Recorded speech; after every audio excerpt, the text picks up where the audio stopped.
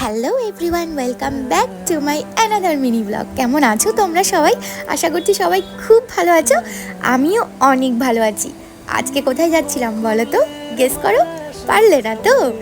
আমি সুহান রিহান আমরা মিলে আজকে ডিনার করতে যাচ্ছিলাম। একটা স্মল ডেট বলতে পারো, কারণ সুহানের সঙ্গে রাত্রিবেলা আমি কখনোই সেরকমভাবে বেরোইনি কখনো।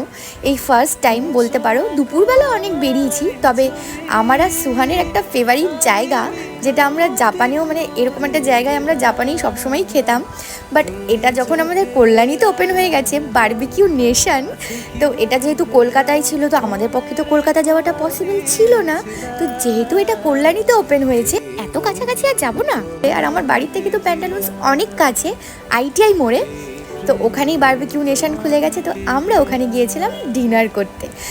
এই বারবিকিউ নেশন যেদিন থেকে ওপেন হয়েছে সেই দিন থেকেই যখন আমি সুহানকে বলেছি যে তোমাকে আমি নিয়ে যাব, তো সেই দিন থেকেই ওর চালু হয়ে গেছে, মাম্মাম কবে নিয়ে যাবে।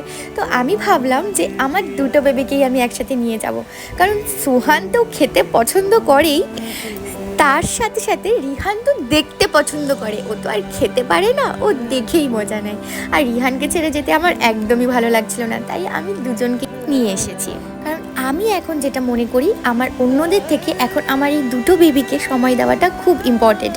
আর সুহানের বয়সটাই এরকম, বাচ্চারা এই বয়সে খুব বেশি বাবা মায়ের সঙ্গে টাইম স্পেন্ড করতে ভালোবাসে, বাবা মায়ের সঙ্গে খেতে ভালোবাসে, বাবা মায়ের সঙ্গে ঘুরতে ভালোবাসে।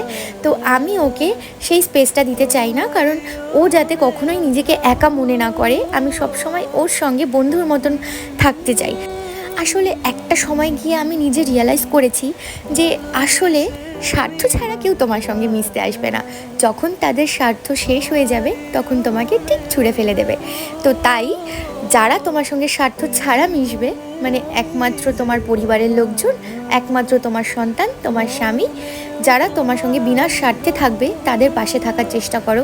আদার্স বাকি যারা আছে, যারা স্বার্থ দিয়ে তোমার সঙ্গে মিশতে আসবে, তাদের থেকে অনেকটাই দূরে থাকো। এটা আমি সময়ের সঙ্গে সঙ্গে বুঝে গেছি, তাই আমি আমার ফ্যামিলিকে অনেক বেশি সময় দিই এখন। আর ফ্যামিলির সঙ্গে যত বেশি সময় কাটাতে পারবে মনটা তত বেশি ভালো লাগে। আর সুহান আর রিহানের সঙ্গে সময় কাটাতে আমার সবচেয়ে বেশি ভালো লাগে।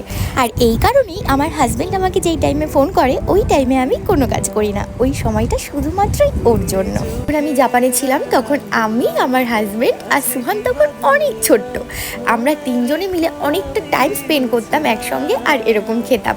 তো এটা তো কিছুক্ষণের জন্য গিয়ে খেয়ে আসার জন্য নয়। এই বারবিকিউ নেশনে অনেকটা টাইম নিয়ে যাও, তোমরা ফ্যামিলিকে নিয়ে যাও, বসে গল্প করো, এনজয় করো, অনেকটা টাইম স্পেন্ড করো, তবে ভালো লাগবে। তবে হ্যাঁ, যারা বেশি খেতে পছন্দ করে তাদের গেলে পরে বেশি সুবিধে, মানে বেশি লাভ আর কি বলতে পারো। কারণ একার পক্ষে তো মানে অনেকেই খেতে পারে না এত এত খাবার। অনেকের মানে আমার যেরকম একটু স্টার্টার খেয়েই আমার পেট ভরে যায়, আমার মনে হয় আমি অনেকটা খেতে পারবো, বাট লাস্ট মোমেন্টে গিয়ে দেখি যে আমি কিছুই খেতে পারি না। তবে হ্যাঁ, সুহান যে খেতে পেরেছে, সুহান যেটুকুই খেয়েছে, ওর জন্য আমার সার্থক হয়েছে এখানে আসাটা। সুহান আর আমার ভাই দুজনে কম্পিটিশনে ছিল কি কতটা খেতে পারবে। আমি তো বসে বসে অবাক হয়ে যাচ্ছিলাম, ওরা আসলে নিয়ে তো আসছে, খাবারগুলো খেতে কি পারবে? তবে না, দেখলাম যে ভাই তো বসে বসে সুন্দর করে টুকটুক করে সমস্ত খাবারটা ফিনিশ করেছে, শুধু একমাত্র আমি বাদে। আমি তো সত্যি কথা বলতে আমার ফার্স্টে যেই স্টার্টারগুলো দিচ্ছিলো সেগুলো খেতে খুবই ভালো লাগছিলো, তো আমি ওদের কাছ থেকে চেয়ে চেয়ে স্টার্টারগুলো নিয়েছিলাম। কিন্তু মেইন কোর্সে যা যা ছিল আর কি, বিরিয়ানি থেকে চালু করে বাটার চিকেন, এগুলো তো আমাদের নিয়ে নিয়ে খেতে হচ্ছিলো, এগুলোতে গিয়ে আমি আটকে গিয়েছিলাম। লাস্টে এই গোলাপ জামুনগুলোও আমি ভালোভাবে খেতে পারিনি। তো আমাদের এখন বাড়ি যাওয়ার পালা। চলো তোমাদের দেখিয়ে দিই, ওই যে প্যান্টালুন্সের ওপরে, ওটাই হলো বারবিকিউ নেশন। আজকের মতন আমার এই ব্লগটা এই অবধি, আবার দেখা হবে তোমাদের সঙ্গে আমার next blog. Do follow, like, share.